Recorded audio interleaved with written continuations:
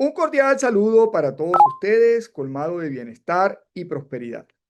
En esta oportunidad me quiero referir al impuesto nacional a los plásticos de un solo uso en las importaciones, teniendo en cuenta que la DIAN, a través de la resolución número 5 del 9 de febrero del 2026, reglamentó la forma en que se debe liquidar, declarar y pagar este impuesto en las importaciones. Antes de entrar en la temática propia, conviene señalar algunos aspectos importantes. El primero es que este tipo de impuestos tienen una visión o una filosofía extrafiscal. Son conocidos como impuestos pigovianos, que buscan contrarrestar o corregir externalidades negativas. Esto se soporta en el artículo 334 de la Constitución Política, que precisamente autoriza al legislador para que se contrarresten estas externalidades negativas. De hecho, la Corte Constitucional se ha referido al respecto señalando que es prioritario inclusive sobre el impacto económico que pueda llegar a tener en los agentes entendidos como productores, consumidores y demás, es prioritario el contrarrestar estas externalidades negativas, que en este caso sería el uso de este tipo de plásticos de un solo uso por parte del conglomerado social. Otro aspecto que igualmente vale la pena destacar es que esta adopción de impuestos sobre plásticos de un solo uso ya ha hecho carrera en otras latitudes del mundo. España, Italia han iniciado también una serie de avances fiscales, legislativos, con el propósito de contrarrestar estas externalidades negativas.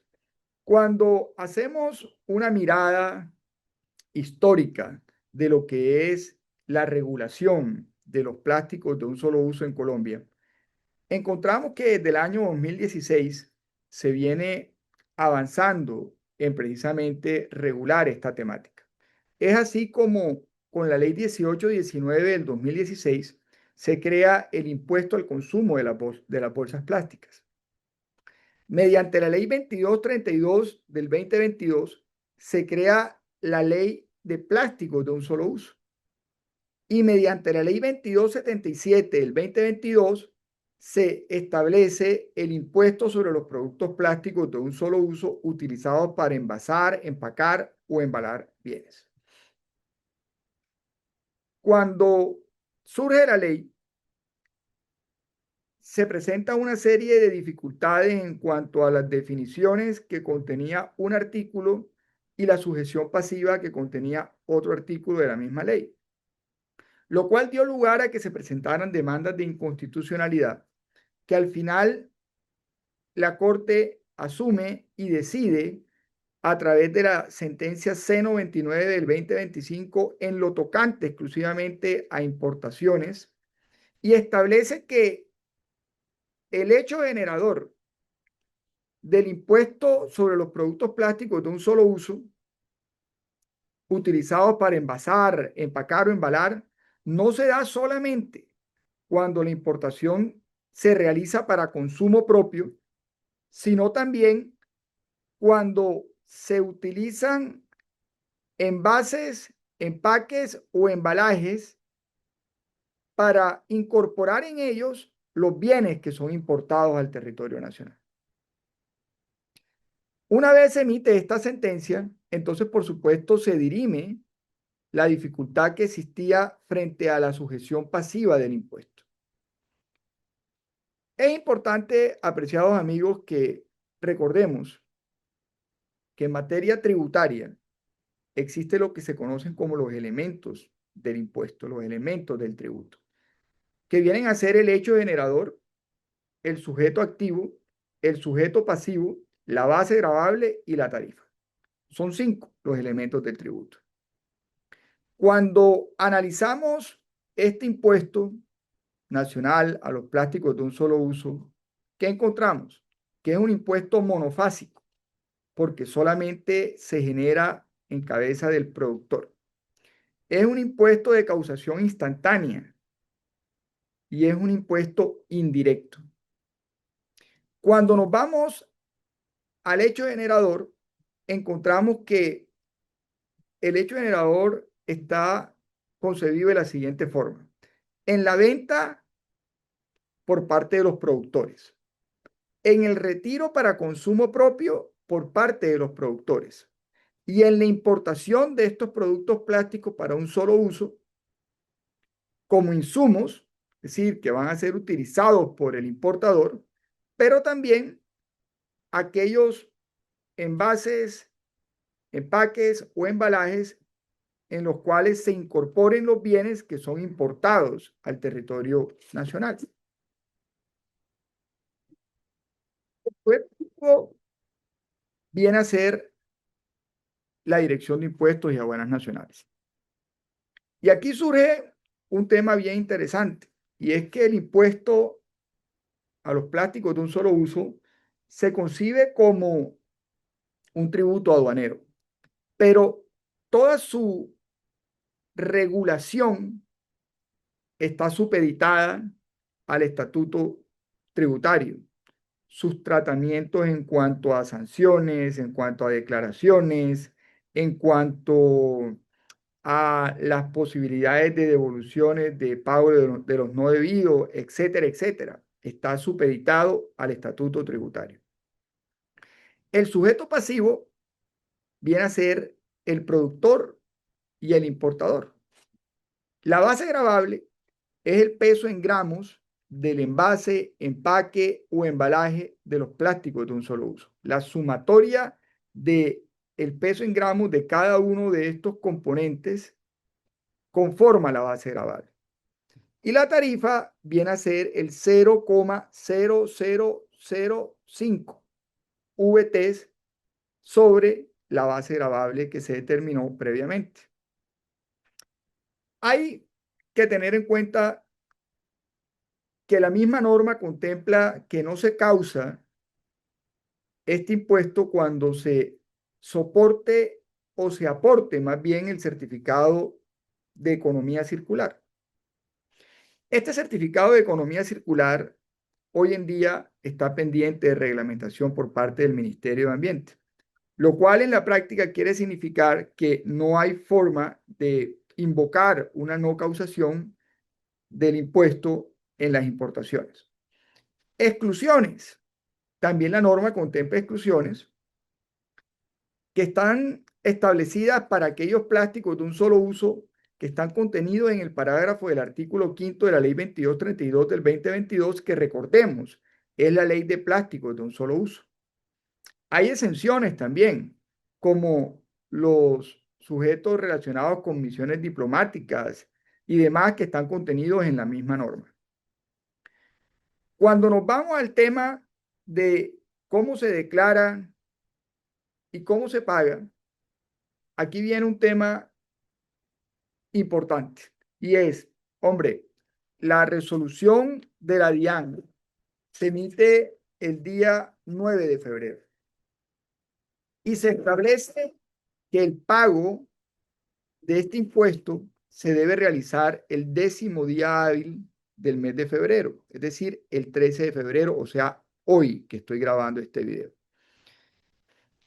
Si bien es cierto que previamente se presentaron unos proyectos que fueron de conocimiento de la comunidad de negocios, no lo es menos que en 3 días es prácticamente imposible que una compañía tenga la posibilidad de establecer con total certeza la metodología y los cálculos que la lleven al convencimiento de cuánto es el valor que se debe pagar con ocasión de las importaciones de plásticos de un solo uso a Colombia.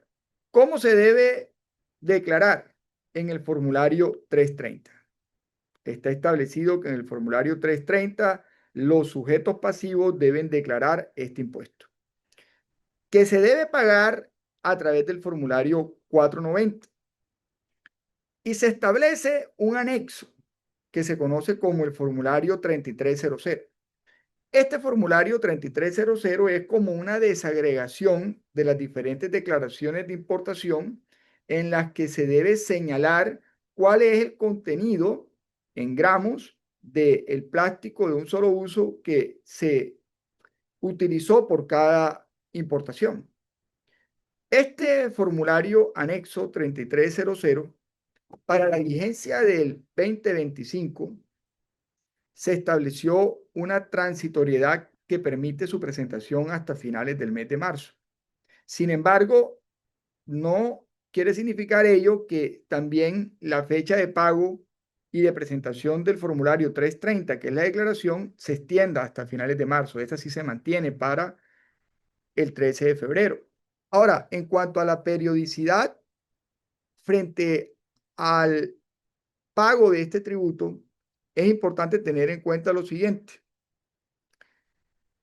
Desde el 1 al 31 de diciembre del 2025 se deberá pagar el impuesto sobre las importaciones de plásticos para consumo propio. Y desde el 25 de julio al 31 de diciembre se deberá pagar los impuestos de plásticos de un solo uso que hubiesen sido importados para ser comercializados o que incorporaran bienes que fueron objetos de importación.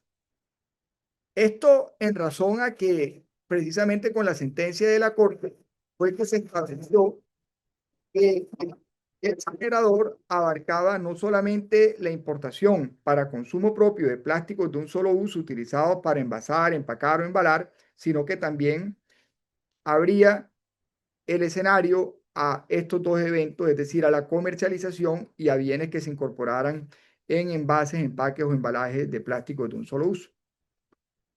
Aspectos también que se debe considerar. ¿Qué ocurre cuando este tipo de envases o empaques o embalajes de plásticos de un solo uso se ingresan a zona franca? Pues hombre, recordemos que al amparo de la ficción de la extraterritorialidad, que es propia de las zonas francas, no estamos hablando de una importación, sino de un ingreso. Y no se activa el hecho generador al momento del ingreso, sino al momento en que se retira de la zona franca al resto del territorio aduanero nacional, porque ahí es cuando se tiene que nacionalizar. Otro aspecto importante es que si la compañía que es sujeto pasivo del impuesto, es decir, el importador, está obligada a tener revisor fiscal, esta declaración deberá ser firmada también por el revisor fiscal. Este impuesto es un impuesto que no es deducible en renta y eso es importante tenerlo en cuenta. También es importante tener en cuenta que el productor o el importador tendrá la posibilidad de trasladar el impuesto pagado al consumidor, es decir, al adquirente. Si eso es así, quiere significar que incrementa su estructura de costos y por ende, ese incremento también va a afectar la base para determinar el IVA, es decir, la aplicación de la tarifa correspondiente de IVA en esa venta que se está realizando del plástico de un solo uso. Es importante también, apreciados amigos, tener en cuenta que eventualmente se pueden presentar ciertas características que inciden en materia cambiaria. Por estos días, uno de nuestros clientes nos comentaba que estaba realizando una serie de negociaciones con sus proveedores con el propósito de que el impuesto que iba a tener que pagar con ocasión de las importaciones de bienes incorporados en envases, empaques o embalajes de plástico de un solo uso, le fuese disminuido en cuanto al valor que le tenía que pagar por esos objetos importados a su proveedor. Eso es perfectamente válido porque hace parte de la autonomía de la voluntad de las partes. Sin embargo, es importante tener en cuenta que al momento de efectuar el pago al proveedor, el valor que se debe tener en cuenta para pagar, para girar, es el valor que está señalado en la declaración de importación. Ahora, si hay unos pagos por menor valor y se soportan sobre bases justificadas, como puede ser esta que me estaba comentando uno de nuestros clientes, hay que documentarlo y hay que soportarlo ante eventuales requerimientos de la administración. Hay que tener presente que una cosa es la declaración de importación, en la que se va a tener que declarar lo que se importa, liquidar y pagar los tributos aduaneros. Y otra cosa es el formulario 330 y el anexo 3300 y el formulario 490 en el que se declara, se desagrega o se discrimina y se paga el impuesto de plásticos de un solo uso que se utilizan en las importaciones. Entonces, no se puede confundir una cosa con la otra, de tal suerte que si al momento de nacionalizar el bien que está incorporado dentro de un envase, empaque o embalaje de plástico de un solo uso, se acuerda con el proveedor algún tipo de descuento, también se deberá entonces evaluar las reglas de valoración para efectos de determinar la base, es decir, el valor en aduana sobre el cual se va a tener que liquidar y pagar los tributos aduaneros, en este caso el arancel y el IVA respectivo en los casos que aplique. En materia de este impuesto de los plásticos a un solo uso, de un solo uso en las importaciones, aún son muchas las dudas que quedan, como por ejemplo, cuál es la metodología adecuada para poder llegar a establecer el cálculo exacto de el gramaje de plástico utilizados en las importaciones que tengan envases, empaques o embalajes de plástico de un solo uso. Eso hoy en día no está establecido. Entonces, se tendrá que construir una metodología aceptada para ello. Se establece en la norma que puede ser una certificación del proveedor y que en caso de que no se tenga la certificación del proveedor, entonces se tendrá la posibilidad de presentar la declaración bajo la gravedad del juramento. Pero de todas formas, hay que tener una metodología objetiva que permita poder llegar a esta conclusión. ¿Qué realmente me inquieta? Que, hombre, ante lo estrecho del tiempo, las compañías en aras de cumplir con su obligación en su calidad de sujeto pasivo, presenten las declaraciones y mañana más tarde probablemente lo que va a ocurrir es que viene un proceso de revisión por parte de la autoridad y se identificarán eventuales inexactitudes, imprecisiones que dan lugar a que se puedan imponer sanciones a las compañías. Eso hace que definitivamente se deba desde este momento iniciar a establecer cuál es esa metodología para que, de ser el caso, una vez presentada la declaración en estos tiempos tan estrechos, de llegar a identificarse que los valores, la información contenida en la declaración no es correcta, se pueda proceder con su corrección. La norma permite que se corrija y se dice que se puede corregir y en ese sentido, una vez corregida, se entiende que la nueva declaración reemplaza en su totalidad la declaración anterior.